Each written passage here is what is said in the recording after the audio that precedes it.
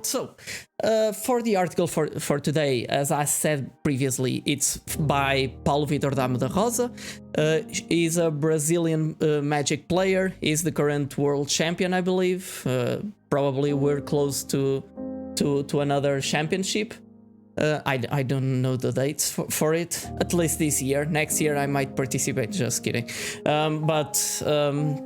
But yeah, I think we should be relatively close to another championship. But this is an article from 2017 on 8 biases that are making you worse at Magic. I picked this article because I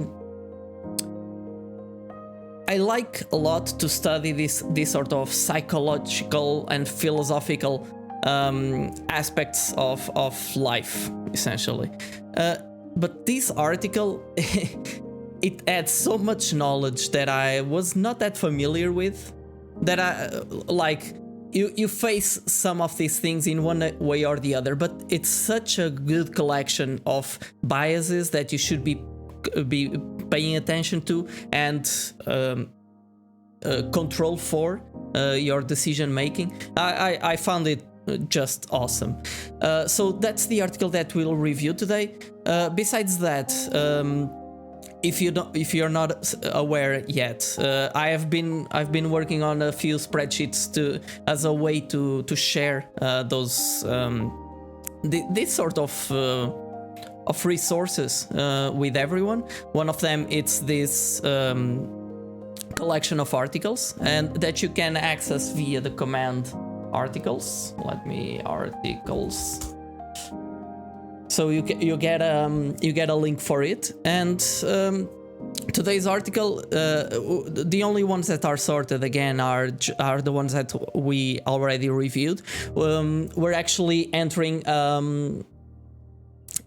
a period of time where we'll be reviewing several articles from Paulo Vitor Damo da Rosa, which you can already see here. Is as LSV says, is probably one of the best MTG strategy writers that ever existed. So we'll be celebrating by reviewing some of his articles, which I think are very good. If you haven't yet found his new YouTube channel, you should also look into that.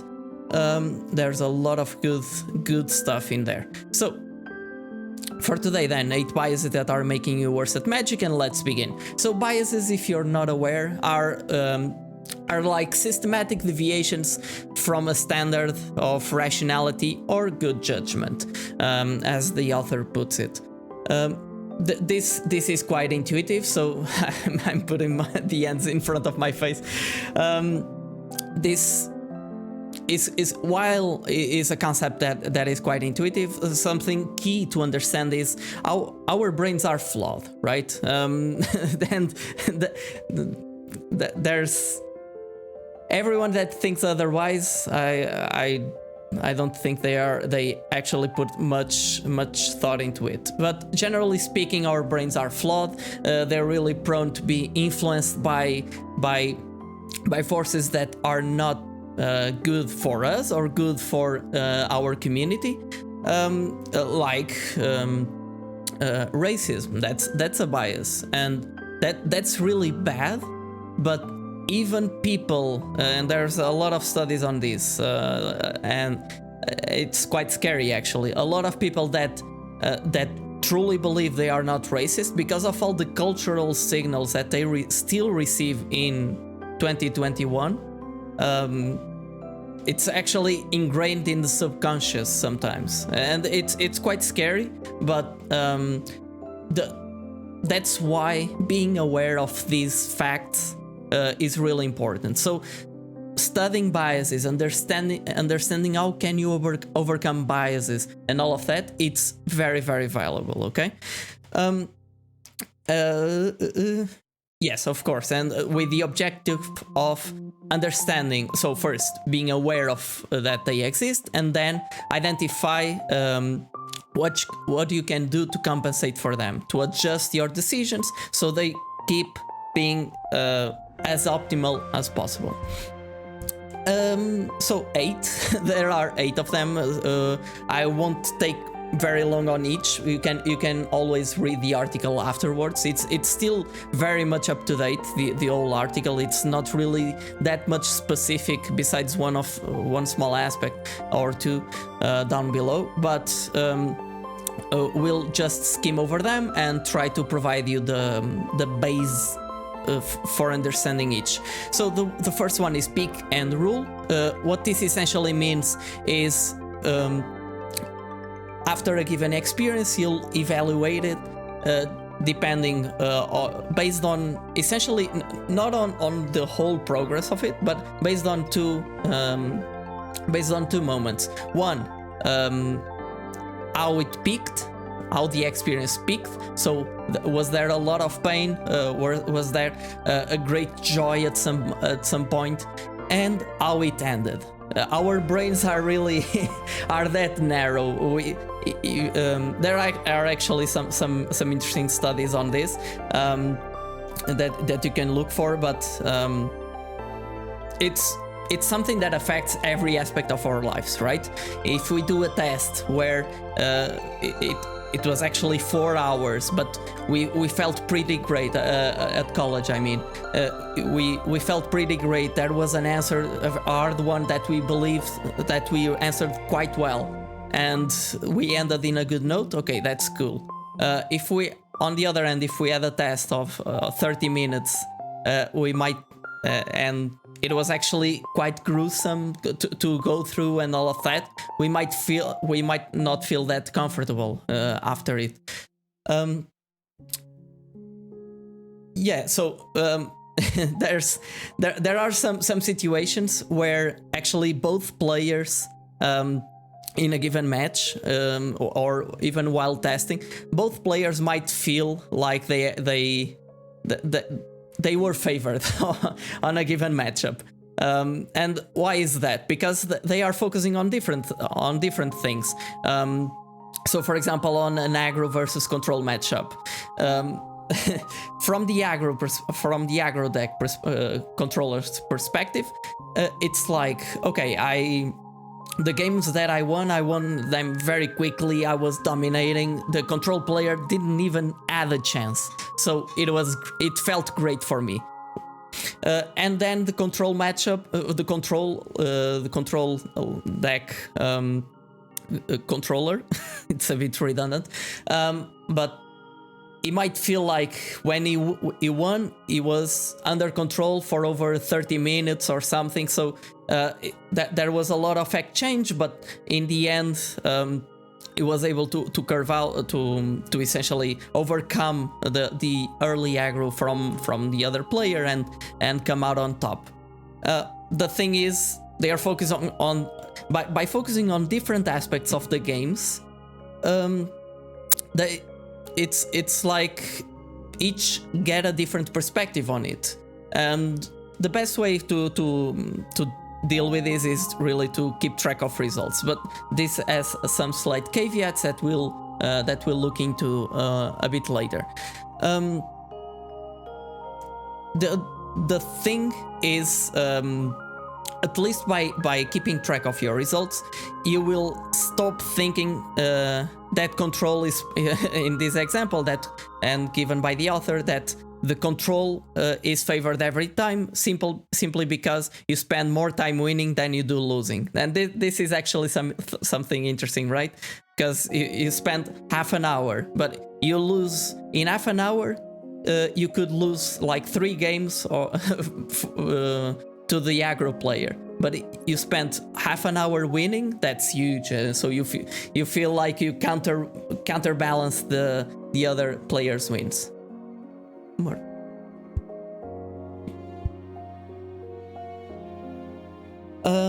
Moving on.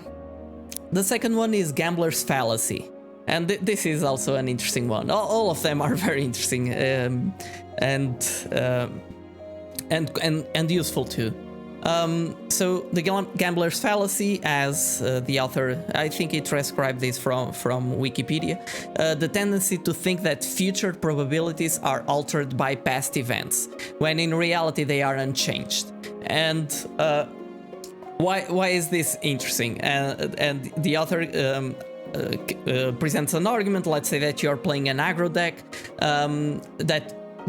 in limited, and you actually have 17 lands because you need, and you open up, you have a hand with one land and several low drops. Okay, and you look at it, you don't draw a land for the first 3-4 turns of the game, and you lose.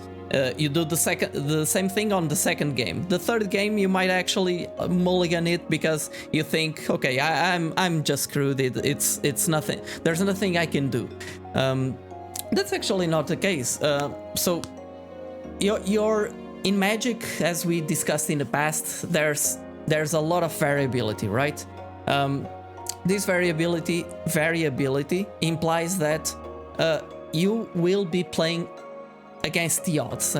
You will be playing with probabilities, and if there's a decision that gives you 55% chance of winning and 45% chance of losing, well, that 45% is still a lot, so you will lose a lot, and those losses those two early losses might fall into those 45% bucket, right? So while it's useful to evaluate what is happening and adjust accordingly, you should also keep being aware of the fundamentals, right? You should understand what's going on, what's going right and what's going wrong, and on the long haul you will get paid off by making the decisions that give you 55% chance of winning. Okay? So again, it's about maximizing the percentage of winning and not essentially like looking retrospectively and adjust by every single signal that you receive. No, most signals that you receive in a game like Magic, or a lot of them, not most, are just noise. So are things to confuse you. So it's very important to keep that in mind. There's a counter. There's something that counterbalances this fallacy, the gambler's fallacy, which is if you get worse, a lot of worse outcomes, or let's say that you get a worse outcome, worser than your average, for example. Like you had a tournament where you didn't win a single game. While the future probabilities are not altered by past probabilities, you're still more likely to get better outcomes than worser outcomes than what you got in that tournament. Okay. Statistics and probabilities are a bit fuzzy, tricky to understand. It's definitely a field that interests me a lot and that I study a lot. So we can discuss this kind of things later. But just be aware of this. If you get a very bad outcome, it's more likely that you get a better outcome than that, than a worser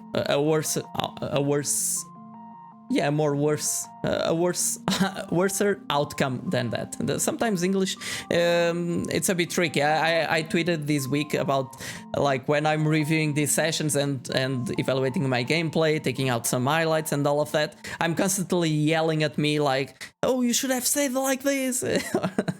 It's actually quite funny. So I guess we reviewed this. The thing that you need to do to control for this is stop doing it. Again, be aware of it and try to control for it. Third one. In third, we have illusion of control. The illusion of control. It's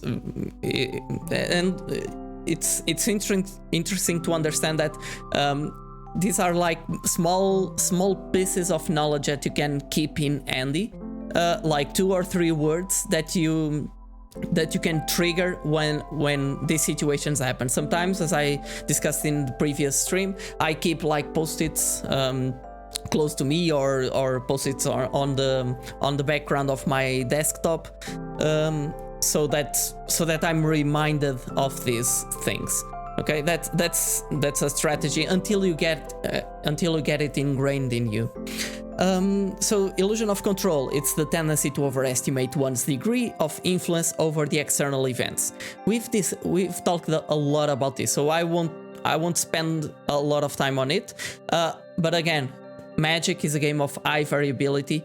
You will still feel that you have a lot of agency because you're acting, you're doing stuff, and if you don't do it, you're much more likely to lose. But if you follow the standard procedure, that will get you already to a very nice spot, I would say. And the author then he explains that yes, in Magic we're typically told to learn from our losses, but this might be a bit bad sometimes, because players might feel like they are always to blame for their losses, and this couldn't be farther from the truth, right? Actually, I have here a note. Yeah, but you still learn something from those losses. You should try to learn to identify what you could control and what you could not control, right? For example, if you draft, and this is something related to down below, if you draft a given, you're drafting, and at some point, like pick 6, pick 7, you find that the open colors are clearly red and white. But on pack 2, you have left out. You've passed a bomb in red and white just because it was a gold card. You passed it because you wanted a bit to prioritize a bit more flexibility. Well, you couldn't actually account for that at that moment in time, right? This is a bit related to illusion of control.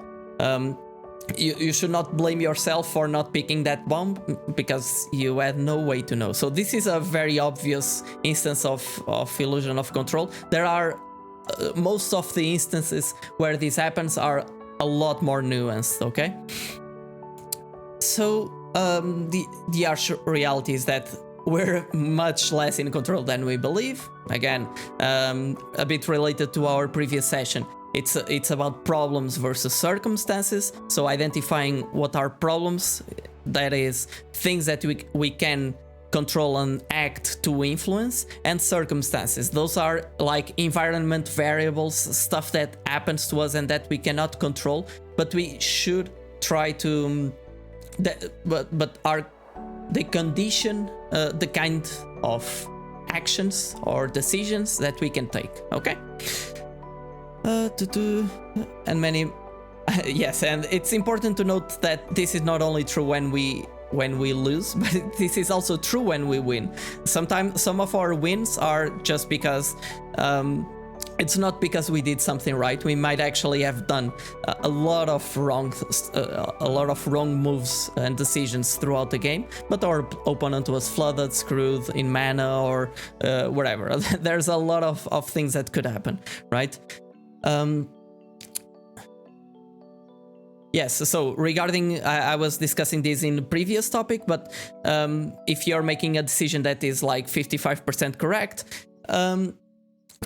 you shouldn't alter that like after you get it wrong, or the outcome falls under the 45%, just because that happened. You should not adjust that. Because you should recognize that you played against the probabilities and you simply lost, and that's life. On the long run, it's about Magic. It's about consistency. Consistency in like how you act, how you decide. That's what gets you to a good stage. I would say. Yes, and the author says you have to accept that sometimes you lose, and there is nothing you could have done or nothing you should have done. And I highlighted this because of this second part, or nothing you should have done. Then this is a bit related to what we were discussing. It's Like sometimes oh, what could I have done? Maybe nothing. Maybe you acted accordingly, but due to variance, you got you got a loss just because of that. Hey Mikey, welcome. How are you doing? How are you doing? I hope you are enjoying your Sunday. So now, outcome bias. By the way, Mikey, today we're reviewing a series of bias, like ways that your brain tricks you. That's how I like to call them. So the fourth one is outcome bias. Again, it's about the tendency to judge a decision based on its eventual outcome instead of based on the quality of the decision at the time it was made. And this is very, very, very important. This is something that that Ben Stark, for example, does a lot on his stream. It's like during a game is very likely to sometimes it's easy to pinpoint also that decision actually lost you the game, but is very quick at recognizing that at the time, based on all the information available, that was definitely the best play, even though it geared him towards a loss. Okay, so that's something that everyone should consider. So it's not because you won or you lost that your preceding actions are good or bad. Okay, there are good or bad decisions, and both together can lead to either losses or wins. Okay. And this is sometimes the curse of being purely results oriented. And this is also related to a point that we'll see a bit down below, which is like if your sample is small enough, is very small, like 10, 20 games, sometimes even 30 games or whatever, you can take bad decisions and adjust your gameplay decisions based on noise instead of based on signal. Okay, I use a lot this distinction between noise and signal because I find it to be quite useful, to a good heuristic to keep in mind again, as usual.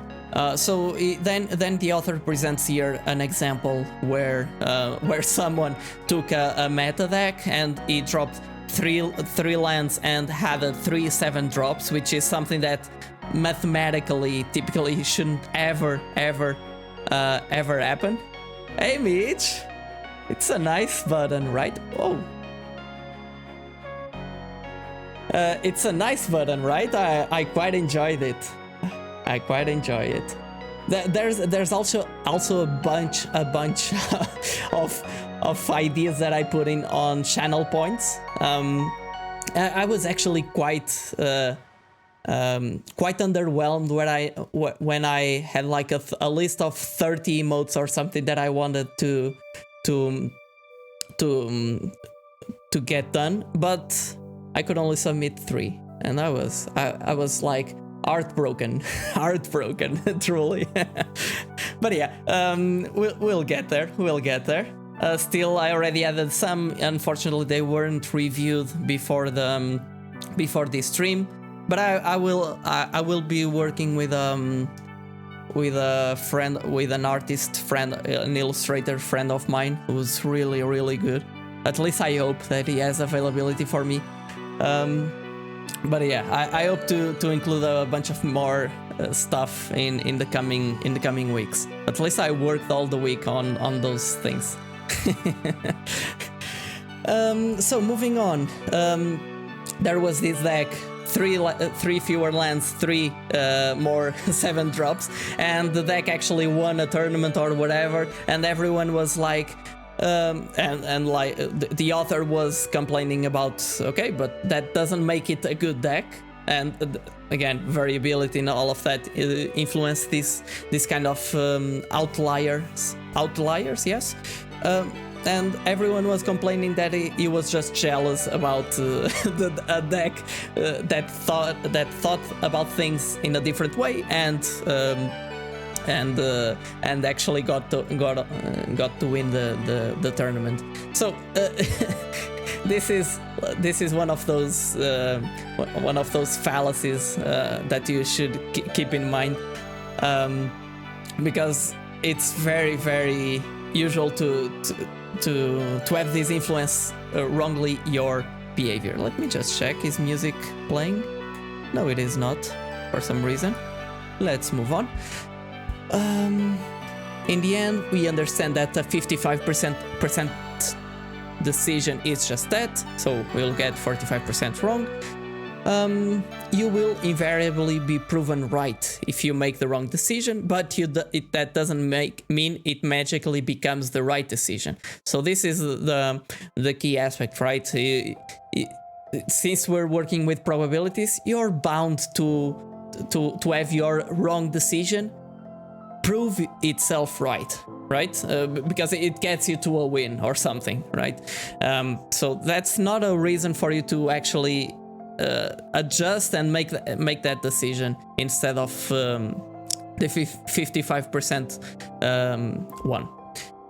Fifth bias is insensitivity. Jesus, these words today. I think I'm having problems reading these words because of reading all the Kaldheim cards. There's so much text, and now I don't know how to read English now. Insensitivity to sample size. Okay, this time I got it right.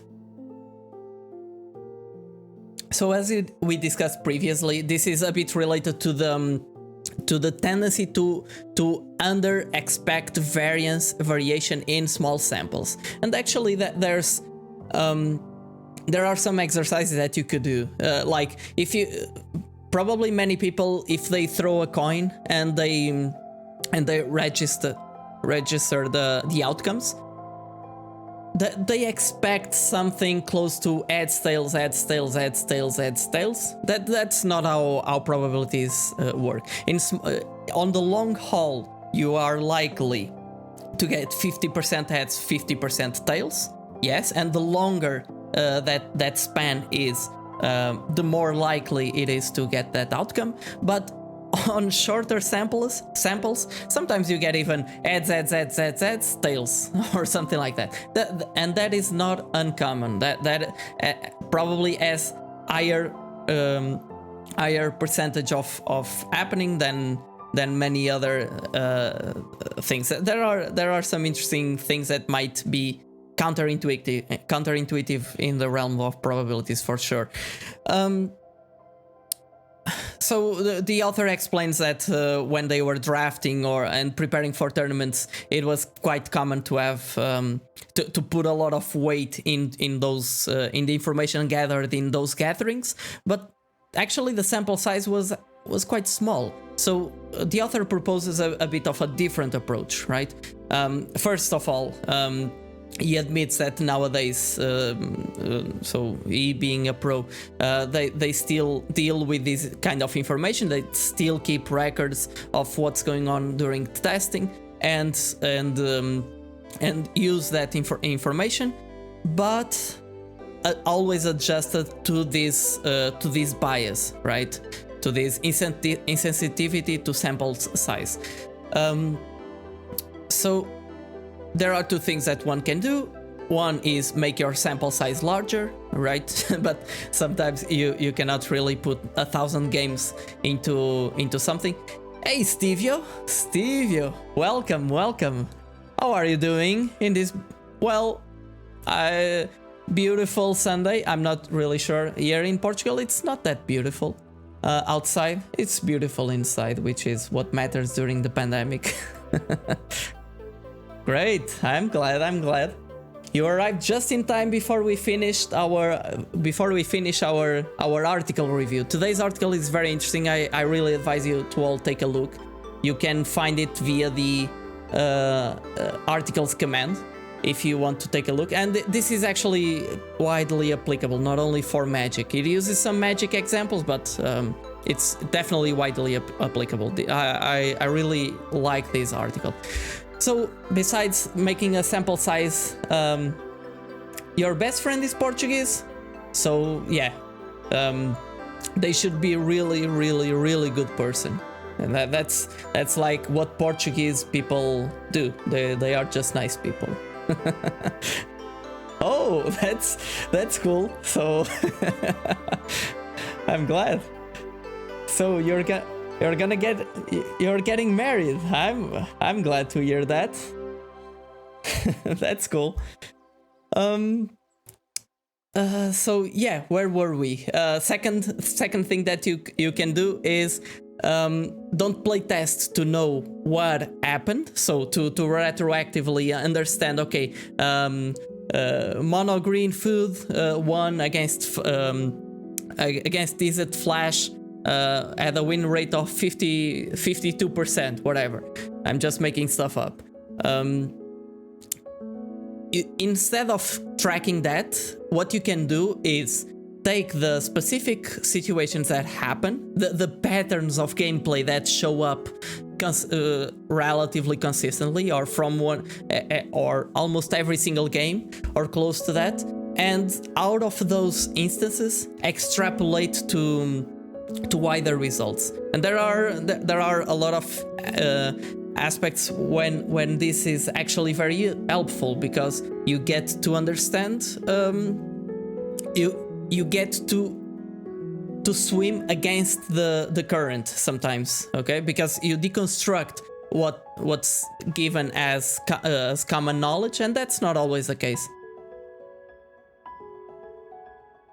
Fingers crossed, man. Let's see if 2021 enables you to get that.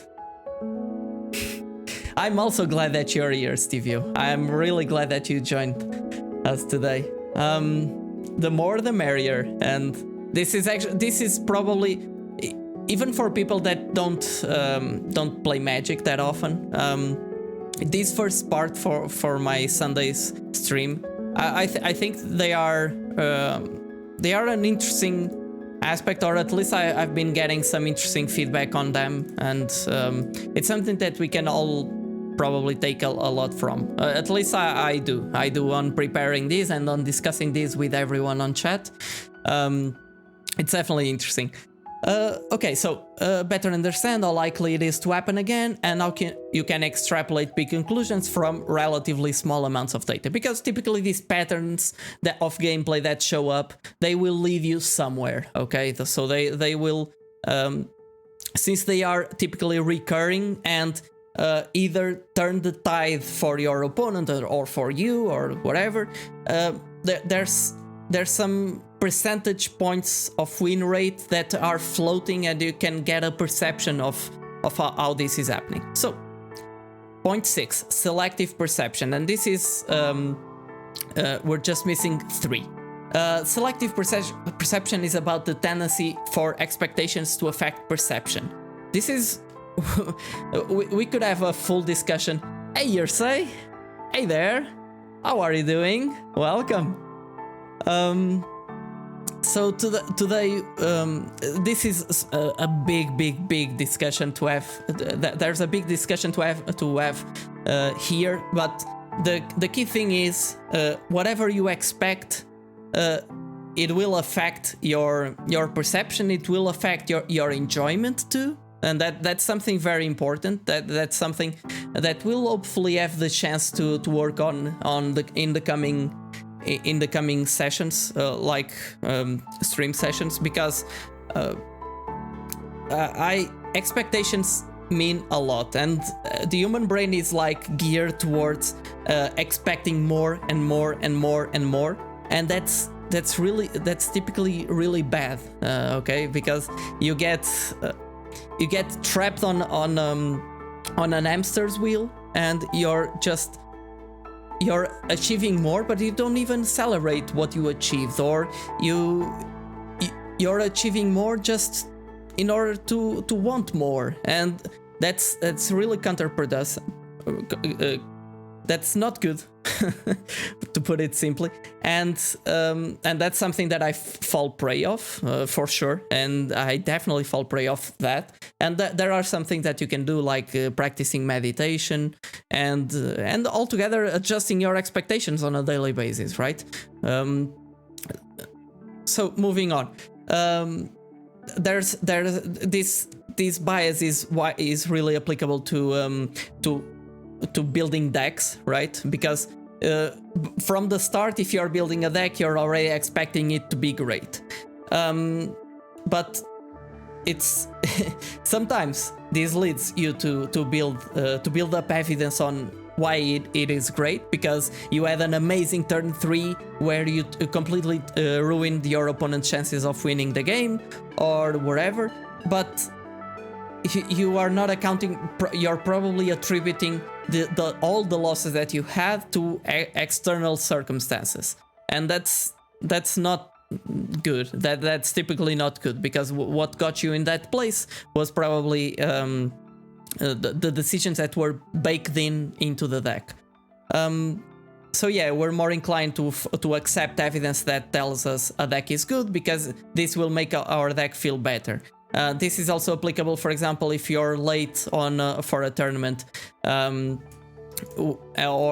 you're late on preparing a paper for college or whatever, or for delivering a work, because you will try to focus on all the things that come out of it that are good, and don't actually zoom out and look at the big picture and understand where the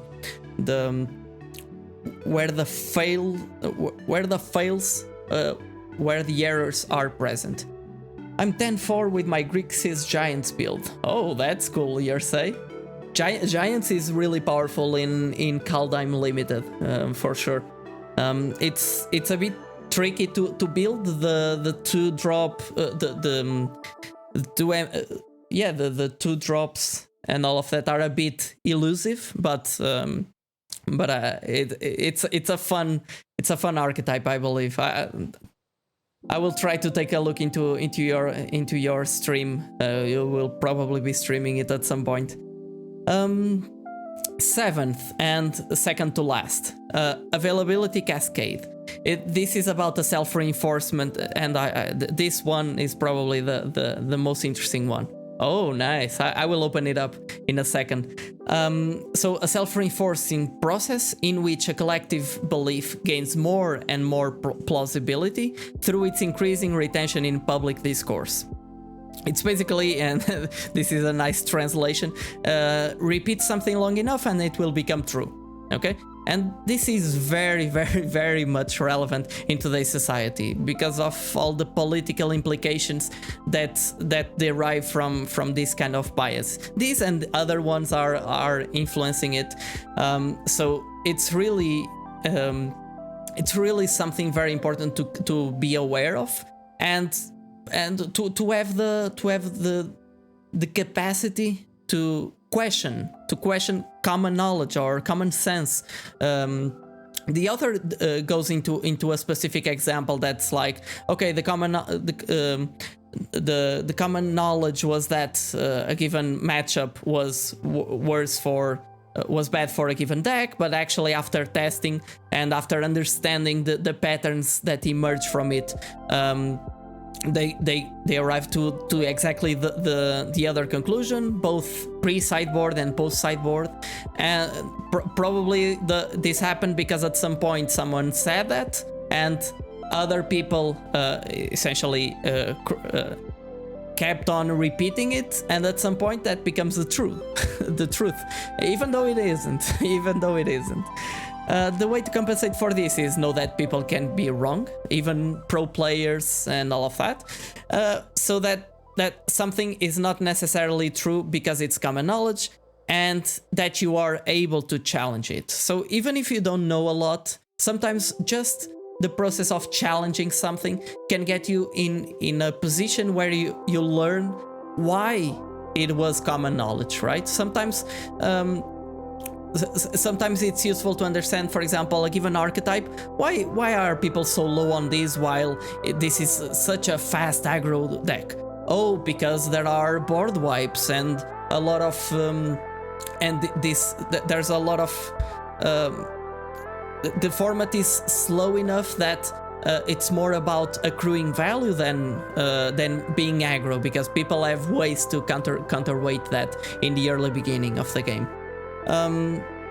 And last one, pro-innovation bias. This is also a bit related to deck building. It's about the tendency to have an excessive optimism towards an innovation, an invention or innovation, usefulness throughout society, while failing to identify the limitations and weaknesses. Again, this is a bit related to the one that we saw above. It's like just because something is new, it doesn't mean that it's better than whatever existed. It's good too when you face something new. You actually give it the chance of so be positive at first and try to understand its strengths and where its weaknesses. But it's very, very important to not stop there and then try to understand where the weaknesses of the deck, of the decision, whatever are. And then try to understand, okay, is it possible to keep the strengths of the deck and still work throughout the and work to improve on the limitations and weaknesses of it? So that's something to consider. I truly hope that you learned something from the article today, because I sure did. So if you want to find the link for it, it is in the About section just below the video. If you enjoyed this kind of content, make sure to leave a like, to subscribe to the channel and hit that bell icon so you know when the next one comes up. Also, let me know in the comment section down below what are you working on or what do you want to work on to take your game to the next level. I also stream on Twitch, so if you want to interact with me live, head over to twitch.tv/DiogoJapinto. We're building a truly awesome community in there and we would love to have you around. Thank you for joining and see you next time. Planeswalking out!